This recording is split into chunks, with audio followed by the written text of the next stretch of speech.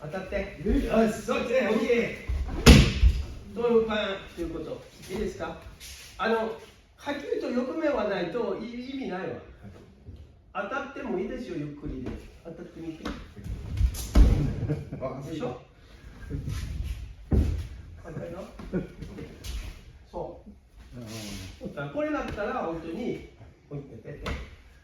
どっちでもこれになる。いいですか？だから受け身ということは何ていうかな、前に仕事にだけではないですよ。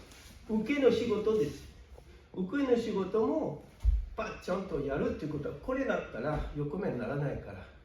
いいですか？だからその勉強もあるから、ぜひ試してみてください。